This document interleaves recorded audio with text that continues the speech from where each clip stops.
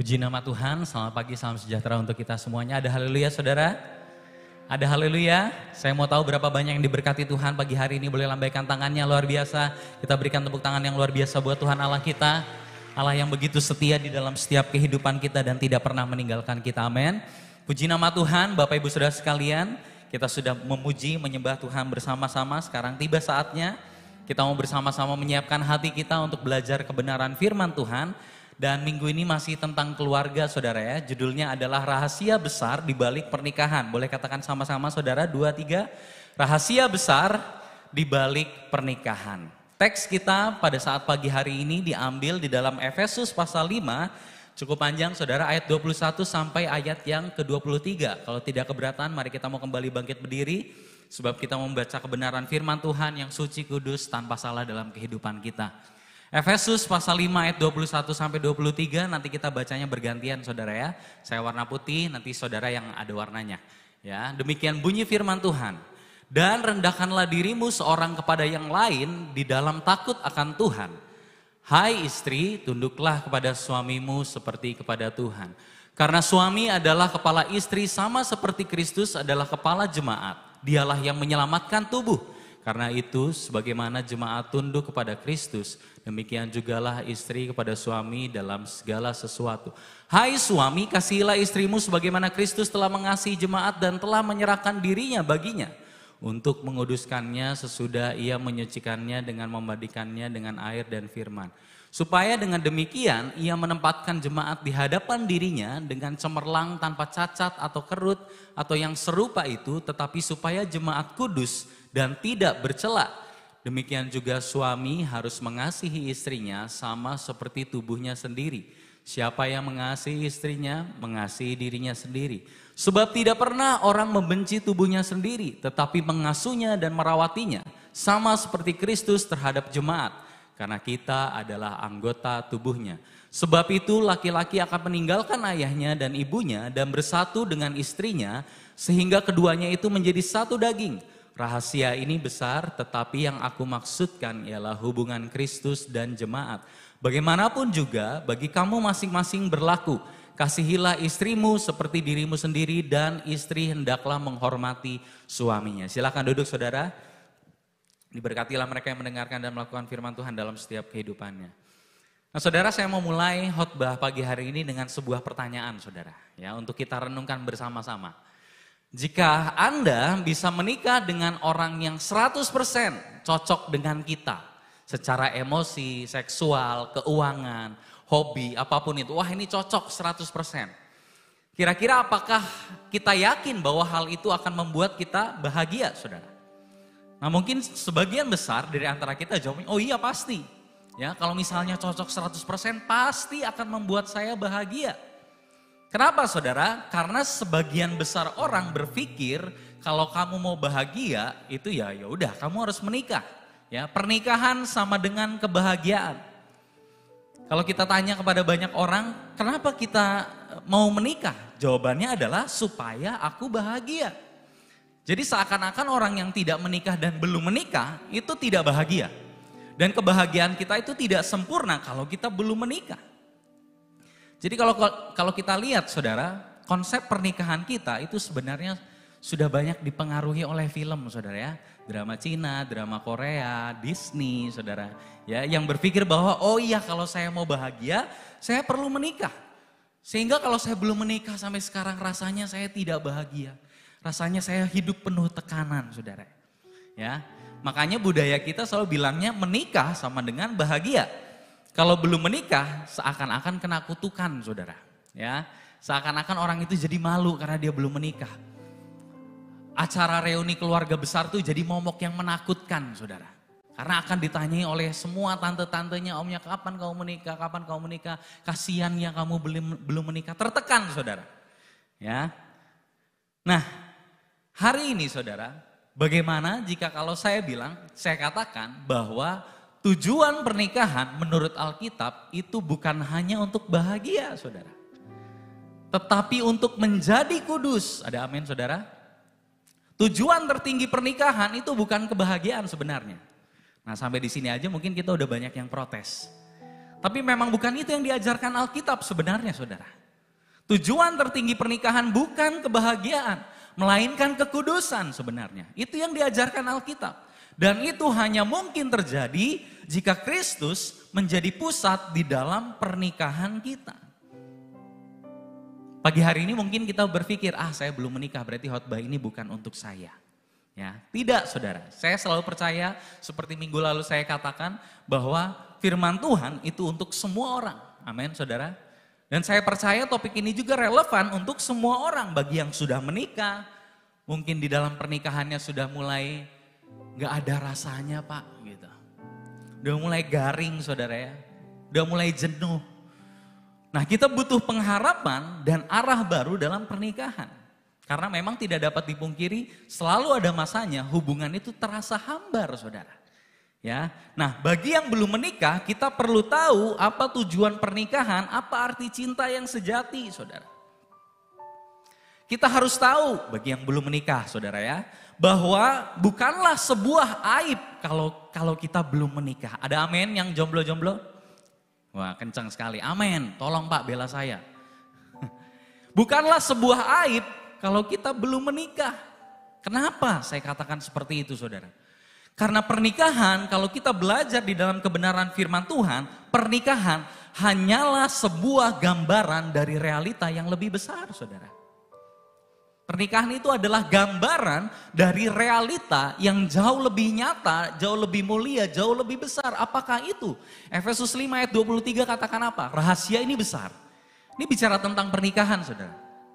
Rahasia pernikahan ini besar. Yang aku maksudkan adalah hubungan Kristus dengan jemaat saudara. Jadi ternyata kita melihat pernikahan bukan hanya pernikahan hanyalah sebuah gambaran dari realita yang jauh lebih besar, yaitu apa? Hubungan antara Kristus dengan jemaatnya, saudara. Dengan kata lain, pernikahan bukan hanya tentang dua orang manusia yang sedang jatuh cinta. Ini tentang saya dan kamu, saya dan pasangan saya, dua sejoli yang sedang menjalin kasih. Pernikahan bukan hanya tentang itu, saudara. Dari sini kita belajar pernikahan ternyata adalah gambaran kasih Kristus kepada jemaatnya, saudara. Pernikahan adalah sebuah gambaran kasih yang tidak pernah menyerah. Sebuah gambaran kasih yang rela berkorban, yang rela memberikan hidupnya. Dan itu bisa kita lihat di dalam diri Kristus. Kasih inilah, saudara, yang menjadi dasar dari sebuah pernikahan. Itu sebabnya pagi hari ini saya percaya firman hari ini untuk semua orang saudara. Bukan hanya untuk yang sudah menikah. Karena hari ini kita tidak sedang seminar pernikahan saudara ya. Tapi kita mau menyingkap rahasia pernikahan. Ada beberapa poin yang akan kita pelajari pagi hari ini. Yang pertama kita akan melihat apa itu pernikahan. Yang siap belajar katakan haleluya. Apa itu pernikahan? Efesus 5 ayat yang ke-31. Firman Tuhan katakan seperti ini saudara. Sebab itu laki-laki akan meninggalkan ayahnya dan ibunya dan bersatu dengan istrinya sehingga keduanya menjadi satu daging. Luar biasa saudara ya. Tadinya dua sekarang menjadi satu daging. Laki-laki akan meninggalkan ayahnya dan ibunya dan bersatu. Apa maksud dari kata bersatu di sini? Di sini kita akan melihat sebuah rahasia pernikahan. Apa maksudnya? Mengapa menggunakan kata bersatu? Di sini Paulus kutip langsung di kitab Kejadian, saudara. Bahwa laki-laki akan meninggalkan ayah dan ibunya, kemudian bersatu dengan istrinya. Nah, kata bersatu di sini adalah, saudara, gambaran dari Allah Tritunggal, saudara. Bersatu menggunakan kata ehad di dalam perjanjian lama untuk menggambarkan Allah Tritunggal. Allah Tritunggal adalah meskipun ada tiga pribadi, tapi ada satu hakikat yaitu Allah, saudara. Nah, jadi pernikahan ternyata adalah gambaran Allah Tritunggal, saudara. Makanya tidak heran kenapa minggu lalu kita belajar pernikahan itu sifatnya suci, sifatnya kudus. Kenapa, saudara? Karena pernikahan adalah gambaran dari Allah Tritunggal. Dua pribadi menjadi satu. Ada dua tapi satu. Ya. Jadi suami istri ketika menikah, Mereka menjadi satu daging, saudara. Suami, istri menikah, kemudian kalau Tuhan percayakan anak, mereka memiliki anak. Pada akhirnya mereka dikatakan sebagai satu keluarga. Tapi ada beberapa pribadi di dalam satu keluarga itu adalah gambaran dari Allah Tritunggal. Meskipun saya percaya ya itu tidak sempurna menggambarkan Allah Tritunggal ya. Karena Allah Tritunggal itu sifatnya benar-benar kudus, tidak ada yang seperti Allah Tritunggal. Jadi saya percaya tidak ada satu analogi pun di dunia yang bisa menganalogikan Tritunggal, saudara. Ada orang bilang seperti sinar matahari lah, ada telur, ada kopi 3 in 1. Tidak ada yang bisa membuat analogi dari Allah Tritunggal, saudara. Jadi orang Kristen itu menyembah satu Allah. Satu di sini bukan tunggal, saudara ya, tetapi kesatuan. Jadi kita melihat, saudara, cerminan Allah Tritunggal itu ada di dalam keluarga, saudara. Karena keluarga, pernikahan adalah cerminan pribadi Allah itu sendiri. Ketika Allah melihat keluarga, ketika Allah melihat pernikahan, dia sedang melihat cerminan dirinya, saudara. Itulah sebabnya kita melihat di kitab Maleaki, Allah membenci perceraian, saudara. Allah murka ketika kita tidak menghormati pernikahan. Allah murka ketika kita tidak setia dengan pasangan kita. Allah murka ketika kita berzina, berselingkuh dari pasangan kita. Kita suka nonton film porno, itu masih selingkuh kategorinya, saudara. Allah marah, kenapa, saudara? Karena kita sedang merusak gambar Allah di dalam pernikahan, saudara. Itulah sebabnya Allah katakan minggu lalu kita belajar, kamu semua hendaklah hormati perkawinan, saudara. Karena perkawinan adalah gambaran dari Allah itu sendiri. Dan dari sini kita bisa tahu kenapa iblis selalu mengincar keluarga, saudara. Selalu. Iblis itu selalu mau menghancurkan keluarga. Kenapa? Karena keluarga adalah gambaran Allah. Keluarga adalah representasi kasih Tuhan di bumi, saudara. Jadi orang bisa melihat kasih Allah itu lewat keluarga sebenarnya. Iblis tahu ini. Dan iblis tidak mau dunia melihat kasih Allah lewat keluarga sehingga dia hancurkan keluarga, saudara. Karena ketika keluarga rusak, maka keluarga itu tidak bisa menjadi representasi yang baik bagi kasih Allah. Ketika keluarga itu rusak, dunia tidak bisa melihat gambar Allah. Itulah sebabnya keluarga selalu diincar, saudara. Ya, jadi yang pertama kita melihat arti bersatu di sini adalah keluarga sebagai gambaran dari Allah Tritunggal. Kemudian kita akan melihat yang kedua, arti dari bersatu di sini adalah pernikahan adalah sebuah covenant atau perjanjian. Boleh sama-sama katakan covenant, 1, 2, 3, covenant. Itu adalah perjanjian. Pernikahan itu bukan didasarkan oleh perasaan, saudara. Tapi pernikahan itu didasarkan oleh sebuah ikatan perjanjian, bukan kontrak, saudara. Makanya kawin kontrak itu sangat tidak sesuai dengan konsep Alkitab, saudara. Itu nggak boleh kayak gitu. Ya.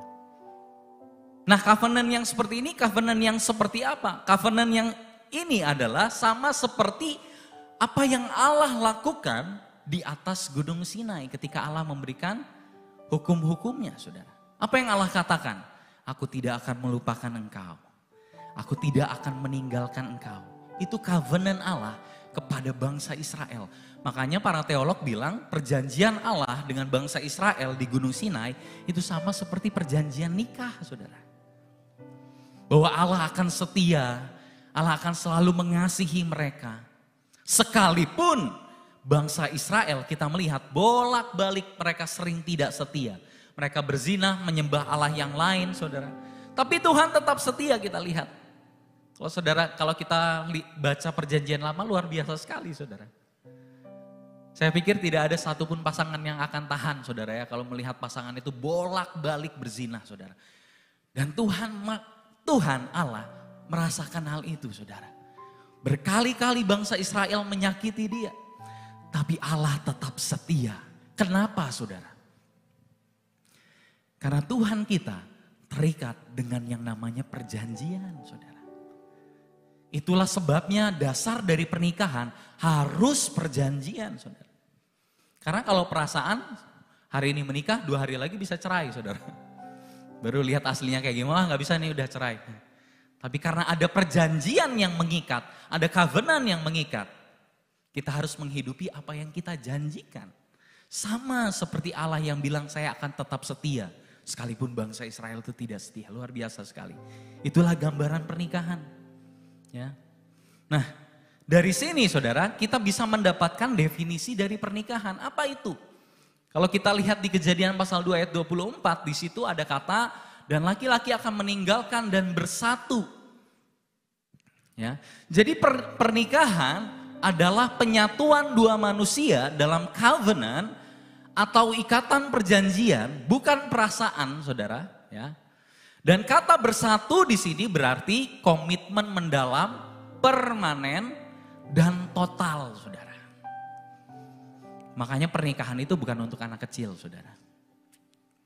Ya, pernikahan itu ya untuk orang-orang yang sudah dewasa, bukan hanya secara usia, tapi juga secara kerohanian, saudara. Jadi pernikahan adalah penyatuan dua manusia di dalam sebuah perjanjian, bukan tidak didasari oleh perasaan, saudara. Tapi didasari oleh komitmen yang begitu dalam dan sifatnya permanen sampai maut memisahkan dan total. Kehidupan kita persembahkan untuk istri dan anak-anak kita. Makanya saudara, pernikahan bukan sekedar perasaan, saudara. Saya suka, kamu suka, ayo kita menikah. Bukan hanya itu. Pernikahan bukan sekedar perasaan, tetapi komitmen untuk terus mengasihi di masa depan. Makanya kita, ada yang masih ingat saudara, janji nikahnya, aku mengambil engkau menjadi istriku dan akan mencintai engkau di dalam sakit maupun sehat, suka maupun duka, kaya ataupun miskin, lagi baik atau nyebelin kalau boleh ditambahin saudara ya. Tapi karena yang itu gak disebutin, jadi waktu sebel gak disediain sarapan saudara ya. Tapi pernikahan bukan hanya tentang perasaan saudara. Pernikahan adalah sebuah komitmen untuk terus mengasihi di masa depan. Perhatikan. Bahkan ketika tidak ada rasa ingin mencintai. Covenant membuat kita tetap memilih untuk mengasihi. Inilah inti dari sebuah perjanjian kasih. Ada amin saudara? Istri-istri ada amin? Suami ada amin? Ketika tidak ada rasa ingin mencintai. Maksudnya apa sih? Waktu lagi kesel banget sama pasangan kita. Kita tetap yang istri tetap nyediain sarapan yang terbaik buat suaminya. Amin? Bukan, gak usah dikasih garam kali inilah. Kok gak ada rasanya ini ya? Gitu. Inilah inti dari perjanjian kasih. Inilah keindahan dari sebuah pernikahan. Ya. Saya yakin kita semua pasti pernah sebel dengan pasangan kita masing-masing, saudara. Bahkan mungkin sering ya. Tapi komitmen, covenant lah yang membuat kita tetap memilih bertahan, saudara. Tetap memilih untuk mengasihi, saudara. Dan ini sangat bertolak belakang dengan apa yang dunia ajarkan, saudara. Dunia mengajarkan apa? Dasar dari pernikahan itu chemistry. Dasar dari pernikahan itu kecocokan, saudara. Perhatikan bedanya dunia dengan apa yang Alkitab ajarkan. Ya, pernikahan itu soal chemistry, soal kecocokan. Dunia bilang apa? Dunia bilang begini saudara, kalau chemistry-nya hilang, mungkin kamu salah pasangan. Wah. Dan orang-orang akan selalu mencari-cari alasan, oh chemistry-nya udah hilang, udah gak ada kayak kesetrum-kesetrumnya. Kalau udah gak ada kesetrum-kesetrumnya silakan pegangan setrum bareng-bareng saudara. Chemistry-nya udah hilang, udah tidak ada lagi. Coba tanya yang udah 30 tahun menikah, apakah masih ada rasa kesetrum-kesetrum? Udah kayak kebal gitu saudara kayaknya. Itu yang dunia ajarkan saudara. Tapi yang Alkitab ajarkan, pernikahan itu dibangun di atas covenant, ikatan perjanjian saudara. Bukan hanya sekedar perasaan. Alkitab bilang begini, saat kita mengikat janji nikah di hadapan Tuhan dan juga jemaat yang hadir pada waktu itu. Saat kita menyematkan cincin nikah ini, Tuhan bilang, lihat, dialah pasanganmu sampai mati. Amin saudara. Makanya setelah ucap janji nikah pasang cincin, dibuka ya kan. Betul saudara ya. Karena itu sebenarnya mau lihat ini. Lihat ini mukanya baik-baik. 50 tahun lagi mukanya tidak akan sama. Betul saudara ya? Tidak akan sama. 20 tahun lagi fisiknya akan berubah, tidak seperti sesegar sekarang. Tapi dialah orang yang harus kamu kasihi sampai kamu mati. Tidak peduli apapun keadaannya. Itulah kekuatan dari sebuah covenant, saudara. Tapi perhatikan sekarang budaya dunia mengajarkan apa, saudara? Berapa banyak pasangan yang bercerai dengan alasan apa? Iya, setelah kita lihat kita sudah tidak cocok lagi. Ya, alasannya biasanya itu, saudara. Kita udah nggak cocok lagi. Tapi ketidakcocokan itu diada-adain gitu. Karena emang dia pengen ganti pasangan, saudara. Kita udah nggak cocok lagi. Padahal ketidakcocokan itu selalu ada udah dari zaman pacaran, saudara. Tapi baru waktu itu dia bilang kita sudah tidak cocok lagi. Sebenarnya, saudara, di dalam pernikahan Kristen, ketika kita sudah mengucapkan janji nikah di hadapan pendeta, di hadapan jemaat, dan di hadapan Tuhan langsung. Ketika kita sudah mengucapkan janji nikah, maka itu bukan perkara cocok atau tidak cocok lagi. Betul saudara ya? Kan ada orang bilang waktu pacaran buka mata selebar-lebarnya, waktu menikah tutup mata rapat-rapat, saudara. Tapi sekarang banyak orang kebalik, saudara ya. Waktu pacaran, si ini loh, dia kayak gini loh orangnya. Aku lihat, enggak, dia orangnya baik kok. Waktu menikah matanya kebuka, gak bisa nutup, saudara. Oh iya, ternyata pasanganku kayak gini. Aduh, gimana ini, gak bisa nutup mata nih. Tidur ngadep kanan, aduh dia lagi. Ngadep kiri, loh ada lagi dia. Di mana-mana ada pasangan kita, saudara. Ya. Jadi ketika kita sudah mengucapkan janji nikah, maka udah bukan perkara cocok atau tidak cocok, saudara. Kalau kita sudah mengucapkan janji nikah, perkaranya adalah tentang saya sudah berjanji untuk mengasihi seumur hidup sampai maut memisahkan. Amin, saudara. Dunia bilang kayak gini, kalau sudah nggak ada rasa, tinggalin. Cari rasa yang baru, saudara. Orang-orang yang selingkuh itu kayak gitu, saya pengen nyoba rasa yang baru. Aduh, mengerikan, saudara. Tapi Alkitab mengatakan begini, saudara. Ada rasa maupun tidak ada rasa, saya terikat covenant untuk mencintai pasangan saya. Dan kalau sudah tidak ada rasa, maka saya harus berusaha mengembalikan rasa itu di dalam pernikahan. Bukan meninggalkan pasangan saya dan mencari yang lain. Itulah covenant, saudara. Makanya beberapa minggu lalu kita mengadakan seminar, mengobarkan kembali kasih di dalam pernikahan. Ya. Jadi romantis-romantis itu juga bukan tidak penting juga, saudara ya. Itu penting juga untuk memberikan rasa di dalam pernikahan. Tapi itu bukan karena kan biasanya orang juga, iya saya ngerasa klik, saya ngerasa kayak sehati. Tapi hanya covenant yang membuat hubungan itu bertahan. Ada amin, saudara? Hanya perjanjianlah, hanya komitmenlah yang membuat sebuah hubungan bertahan, saudara. Dan ini penting Bapak Ibu Saudara sekalian. Kenapa? Karena kalau pernikahan hanya didasari oleh perasaan, maka akan menjadi sangat rapuh. Rasa kita berubah-ubah, saudara, setiap hari. Ya. Rasa itu bisa hilang. Karena apa? Karena musim hidup, karena pekerjaan, karena anak mungkin. Ya. Karena anaknya masih kecil-kecil, jadi harus fokus ngurusin anak. Ya, rasa itu bisa hilang, datang dan pergi kapan saja, saudara. Tapi kalau pernikahan dasarnya adalah perjanjian, maka pernikahan kita akan menjadi pernikahan yang kuat. Ya, jadi rasa itu penting, tetapi bukan yang utama. Coba saudara tanya ke orang-orang di sini yang usia pernikahannya lebih dari 20 tahun, boleh angkat tangan? Boleh kasih tepuk tangan yang luar biasa? Wah, langsung bangga banget gitu, saudara ya. Coba tanya, waktu gandengan apakah rasanya masih sama, saudara? Kasar. Karena istrinya rajin nyapu. Suaminya tangannya lembut, jarang cuci piring berarti. Ya pasti rasanya tuh beda, saudara. Udah kayak nggak dulu lagi, udah nggak ada kesetrum. Tanya waktu dicium pasangannya gimana? Udah nggak. Waktu mau cium,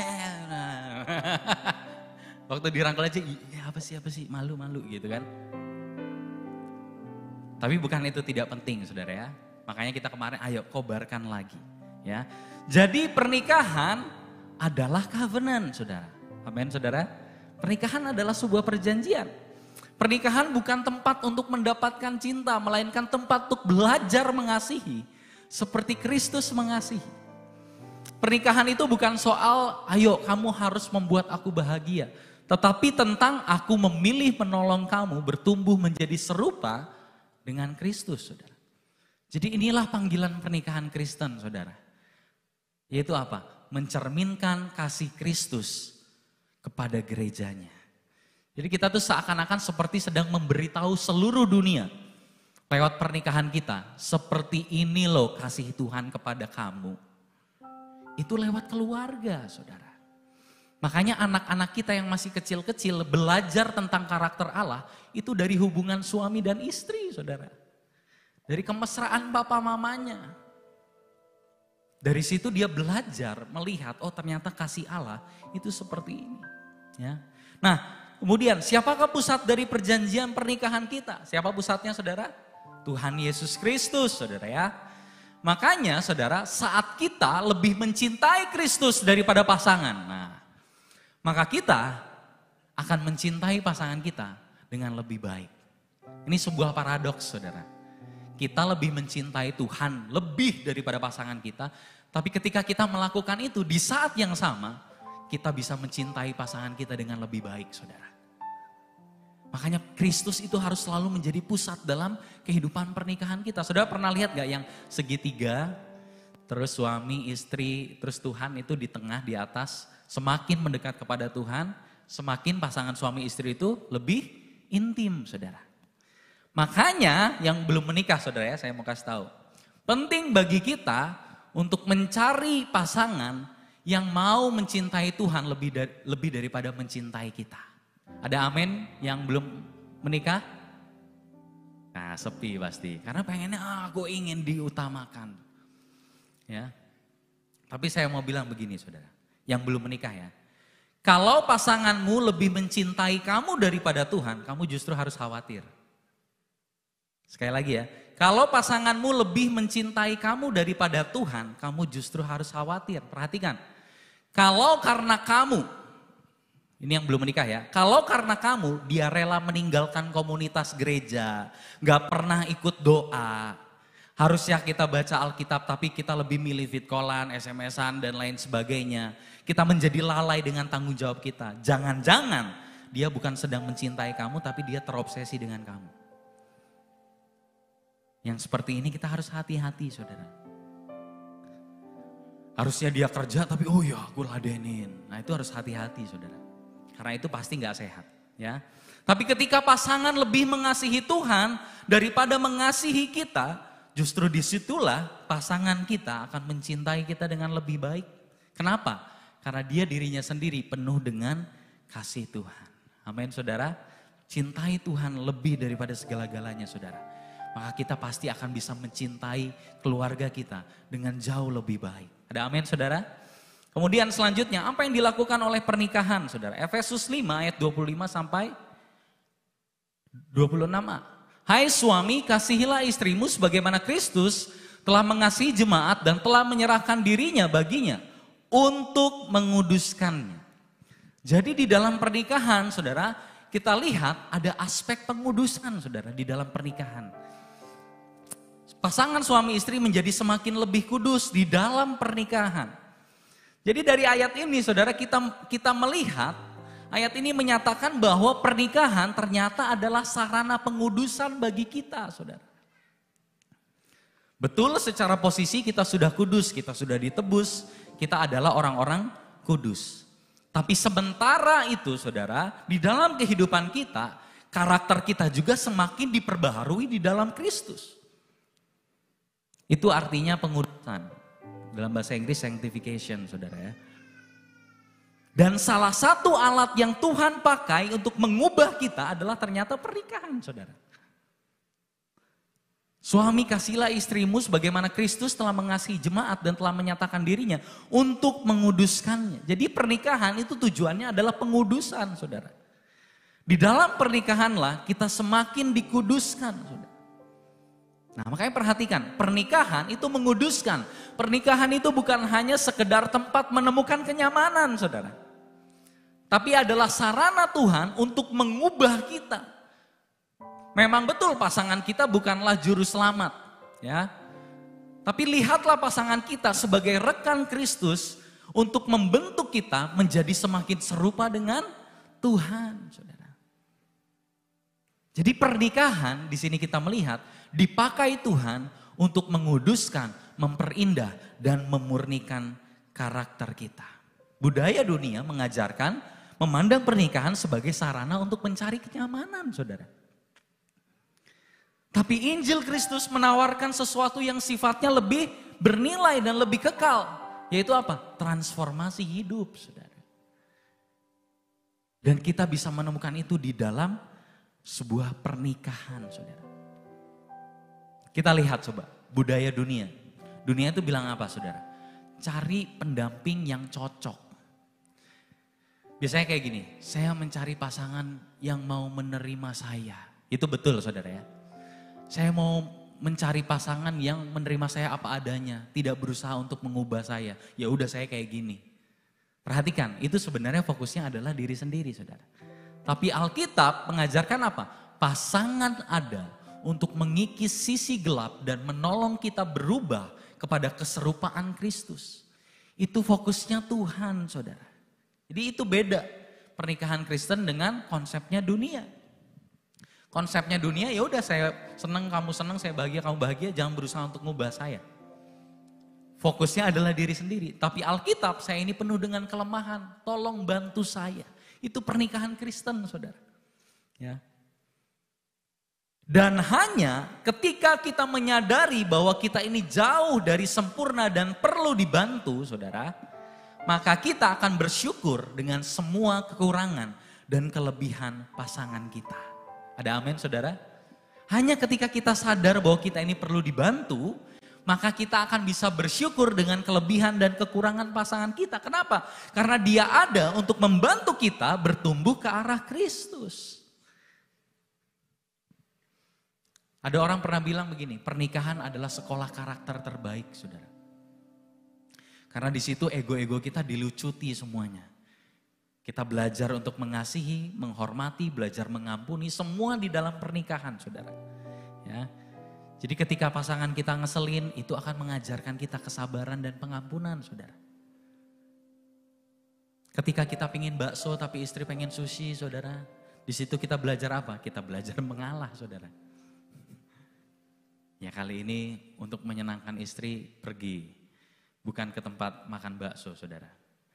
Ketika suami lagi ngerjain sesuatu tuh lambat, saudara. Ya. Kemudian istri mengingatkan.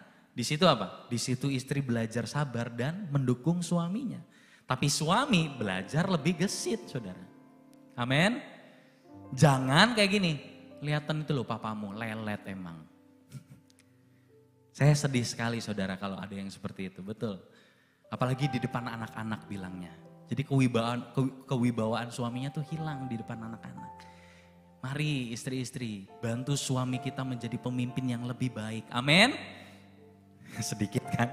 Amin, saudara ya. Bantu suami kita menjadi pemimpin yang lebih baik. Bukan dilucuti egonya, dipermalukan di depan banyak orang. Suamiku ini emang payah, dia itu gini bla bla bla, kasihan, saudara. Ya. Dan saya yakin dengan cara yang seperti itu suami juga tidak akan berubah. Ya, dia justru malah bisa kecewa, saudara. Nah, jadi kita melihat, saudara, terjadi penyatuan di antara dua orang berdosa di dalam pernikahan. Tujuannya adalah untuk saling menolong dalam pertumbuhan rohani, dalam kehidupan pernikahan. Konflik adalah sesuatu yang tidak terhindarkan, tapi justru di tengah gesekan itulah Tuhan bekerja untuk mengikis sisi gelap di dalam diri kita, saudara. Jadi pernikahan adalah penyatuan dua orang berdosa. Tapi tujuannya adalah untuk saling menolong di dalam pertumbuhan iman, saudara. Dan di dalam pernikahan pasti ada konflik, pasti ada ketidakcocokan. Tapi di tengah konflik itu, di tengah gesekan itu, Tuhan justru bekerja untuk mengikis sisi gelap dari dalam diri kita. Makanya saudara, penting bagi kita untuk memiliki tujuan yang benar di dalam pernikahan. Saudara perhatikan, kebanyakan orang ketika ditanya apa tujuanmu menikah, kebanyakan supaya saya bahagia, saudara. Kebanyakan begitu. Makanya kalau bimbingan pranikah saya selalu bilang, tujuan tertinggi dalam pernikahan bukan kebahagiaan. Justru kalau kita mencari kebahagiaan, kita sulit untuk mendapatkannya. Karena ekspektasi kita menjadi tinggi terhadap pasangan kita. Saya tulis begini, saudara. Ketika fokus utama dalam pernikahan adalah mengejar kebahagiaan, maka kita tidak akan mendapatkannya, saudara. Kenapa? Nah, ini saya juga sampaikan di bimbingan pranikah. Bahaya sekali kalau tujuan tertinggi nomor 1 itu bahagia. Kenapa?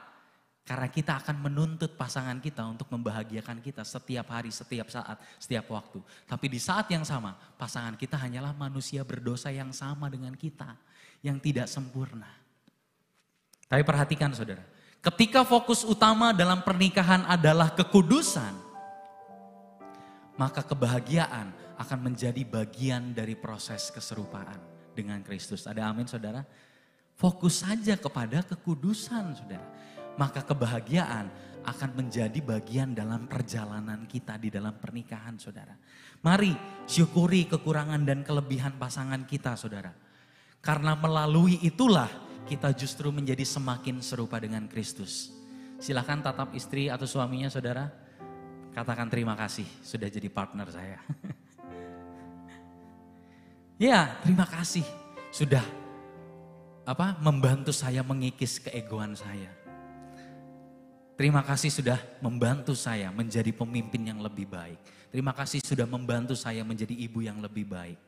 Ya, seringkali 100 kekurangan pasangan kita itu diingat tapi satu kelebihannya nggak tahu. Apa ya kelebihannya nggak ada kayaknya. Padahal juga ya banyak juga, saudara ya. Nah, bagi yang belum menikah, pilihlah pasangan dengan bijak. Amin. Pilihlah orang yang mau terus bertumbuh dalam karakternya, bukan sekedar status dan penampilannya. Carilah sahabat sejati, bukan hanya sekedar pasangan serasi. Ya, jadi ingat bahwa pasangan hidup kita nanti bukan hanya seorang yang akan kita cintai cuma untuk hari ini. Tapi dia adalah seseorang yang Tuhan berikan kepada kita untuk menjadi semakin serupa dengan Kristus. Kemudian kalau kita lihat, saudara, di Efesus 5 ayat 22 sampai 25, di situ kita melihat ada aspek penyatuan. Tadi kan aspek pengudusan. Sekarang aspek penyatuan di dalam pernikahan. Suami kasihilah istrimu, istri hormat dan tunduklah kepada suami. Di situ kita melihat peran yang berbeda, saudara. Nah, budaya dunia modern seringkali merasa alergi dengan konsep kepala atau tunduk. Makanya ketika firman disampaikan, suami adalah pemimpin di dalam keluarga. Orang yang sudah tercemar dengan nilai-nilai dunia pasti meronta-ronta. Kenapa harus laki-laki yang jadi pemimpin? Ya, karena bagi kebanyakan orang, tunduk atau kepala itu berarti artinya adalah ya, itu bicara tentang submission. Dalam artian yang negatif, saudara.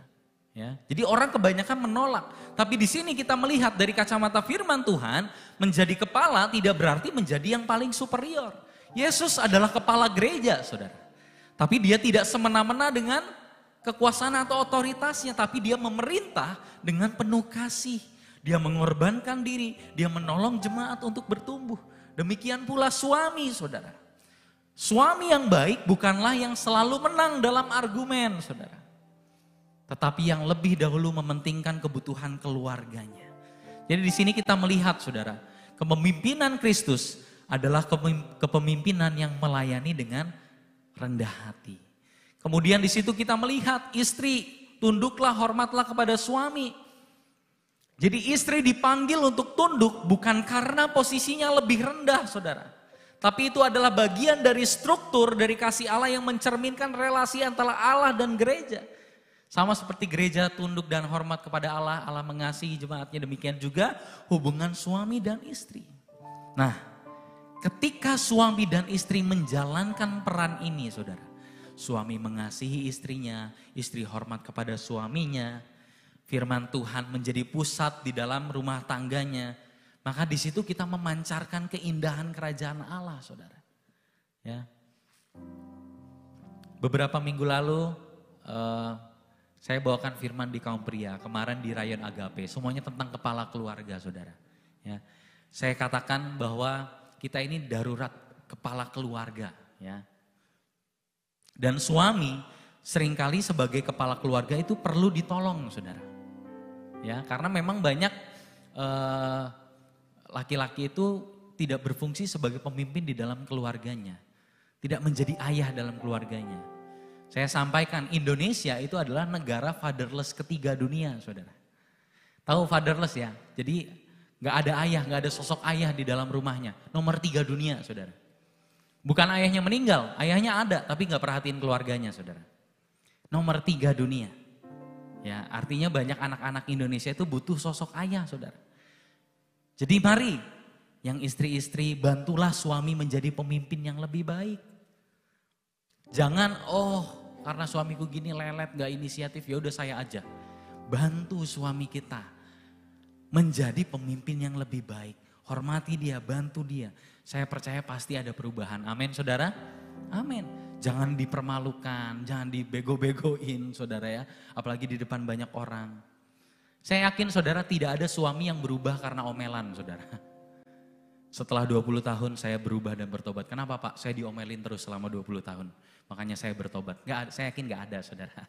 Ya, tapi ketika istri mendukung suaminya terus lihat, wah ternyata istriku mendukung saya mau berubah. Saya percaya pasti ada perubahan. Amin, saudara. Nah, kemudian Efesus 5 ayat 18 dan 21 di situ katakan apa? Janganlah kamu mabuk oleh anggur karena anggur menimbulkan hawa nafsu, tetapi hendaklah kamu penuh dengan roh dan rendahkanlah dirimu seorang kepada yang lain di dalam takut akan Kristus. Apa yang dibutuhkan di dalam pernikahan, saudara? Nah, saya mau katakan begini, dasar yang kuat bagi sebuah pernikahan adalah kasih Kristus, saudara.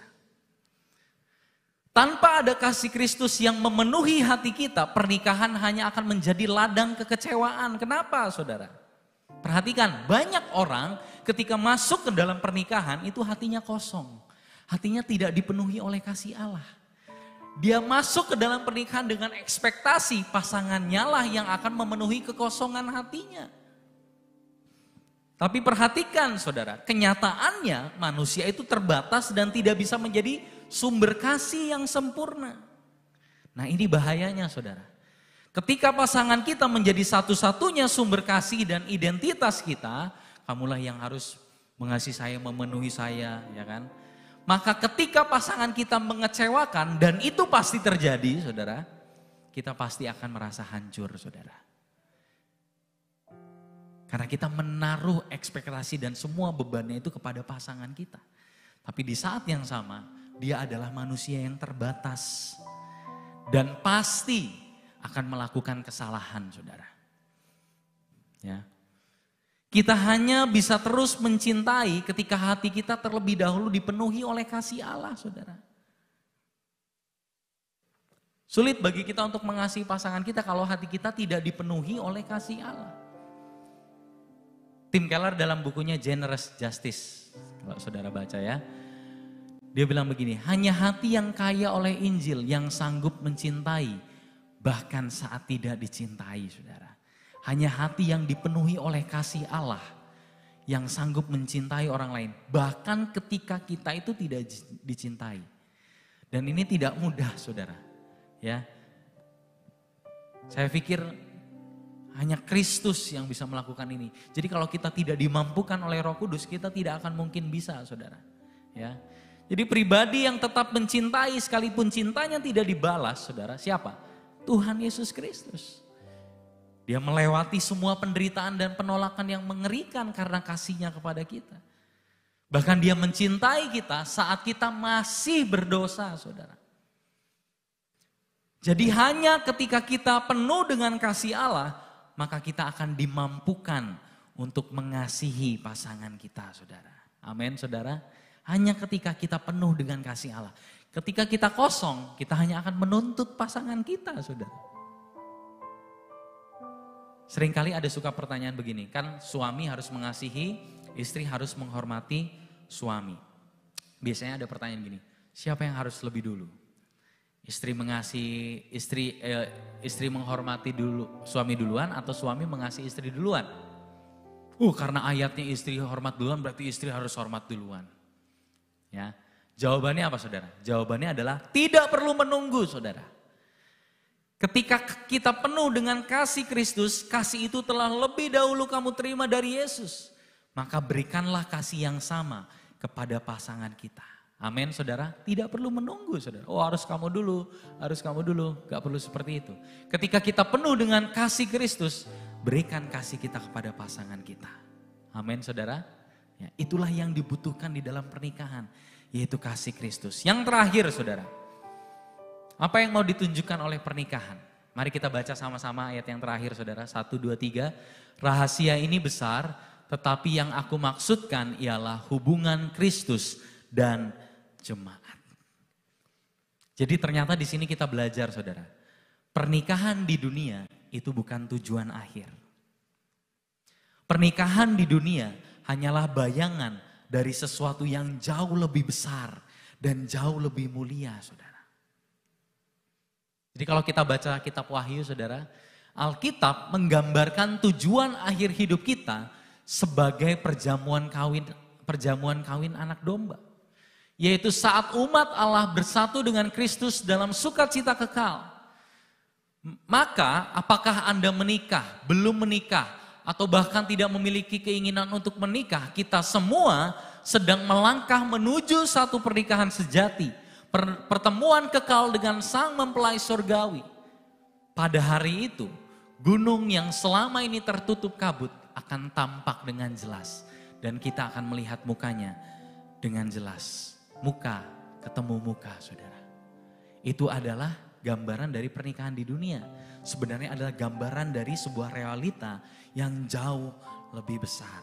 Pagi hari ini saudara, bagi kita yang masih single dan belum menikah, pernikahan itu baik, tetapi bukan segalanya saudara. Seringkali orang tuh kayak ngerasa tidak utuh kalau belum menikah.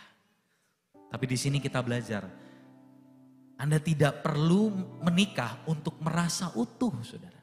Karena apa? Karena di dalam Kristus kita sudah dicintai secara sempurna. Pernikahan hanyalah bayangan, bukan tujuan akhir. Jadi kalau ada yang belum menikah, sekarang Anda tidak kekurangan apapun. Anda tidak lebih, yang menikah itu jauh lebih mulia daripada yang belum menikah. Bukan. Karena apa? Karena Kristus adalah kepenuhan kita yang sejati. Amin. Nikah itu baik, indah, tetapi bukan segalanya. Dan kita juga kita berhenti menekan orang yang, kamu ini gimana, kalau kamu gak gini kamu gak happy loh. Kita juga gak boleh kayak gitu saudara. Ya, bagi Anda yang sudah menikah, pasangan kita adalah berkat, tetapi dia bukan juru selamat. Jangan menuntut pasangan kita untuk menjadi sempurna. Karena hanya Kristuslah yang mampu memenuhi kebutuhan terdalam jiwa kita, saudara. Ketika pasangan mengecewakan kita, tetaplah mengasihi. Sebab kasih itu telah lebih dahulu kita terima dari Tuhan. Amin. Yang sudah menikah, haleluya. Bagi kita yang pernah mengalami kegagalan dalam pernikahan, mungkin kita mengalami perceraian, perselingkuhan, pengkhianatan. Ya, izinkan firman Tuhan, Injil Kristus pagi hari ini memulihkan semua luka-luka kita. Jangan biarkan luka itu menjadi identitas kita. Anda bukanlah mantan suami, mantan istri. Oh, dia gagal pernikahannya, bukan. Saya mau kasih tahu status kita semua. Kita semua adalah anak yang telah ditebus dan dikasihi oleh Allah. Ada amin, saudara? Gagal itu bukan akhir cerita. Kasih Kristus sanggup memulihkan dan memperbaharui kita. Amin, saudara? Jadi inilah keindahan pernikahan, saudara. Ternyata pernikahan membantu kita untuk memahami kasih Allah. Dan kasih Allah memampukan kita untuk menjalani pernikahan, baik yang single maupun sedang menikah, ya. Semua semata-mata hanya untuk kemuliaan nama Tuhan. Jadi mari kita renungkan, saudara, pagi hari ini. Apakah kita memandang pernikahan sebagai tempat hanya untuk mendapatkan cinta atau sebagai tempat memberi kasih, saudara? Apakah kita siap membangun cinta bukan hanya menunggu chemistry, saudara, yang tadi kita bahas? Bagaimana Tuhan sedang memakai pasangan atau komunitas untuk membentuk karakter saya? Mari kita renungkan. Dengan cara seperti apa pasangan saya ini membentuk saya? Apakah saya menghindari gesekan? Atau saya bersedia bertumbuh di dalam gesekan itu. Saya menjadi pribadi yang semakin serupa dengan Kristus. Siapa sumber kasih saya hari ini? Pasangan saya atau Kristus, saudara? Apakah saya sedang mencintai dengan kasih filantropis itu tadi yang penuh, terus kita kasih kepada orang lain, atau kita mencintai pasangan kita dengan kasih transaksional? Karena saya kasih ini, kamu harus kasih saya ini. Ya. Yang terakhir, apakah saya menaruh harapan terlalu tinggi pada pasangan atau relasi? Apakah saya melihat cinta terbesar itu di mana? Di bumi atau di atas kayu salib, saudara? Mari kita renungkan, saudara. Apa implikasinya dalam kehidupan kita? Hari ini kita paham bahwa chemistry bisa membuat orang jatuh cinta, saudara. Tapi hanya covenant lah yang membuat kita bertahan di dalam pernikahan kita. Amin, saudara. Mencintai pasangan bukan karena dia layak dicintai, tapi karena Kristus telah lebih dahulu mencintai dia yang tidak layak, saudara. Hari ini kita belajar, tujuan terbesar pernikahan bukanlah kebahagiaan, tapi kekudusan. Tapi di dalam kekudusan itu, kebahagiaan sejati akan ditemukan. Amin, saudara.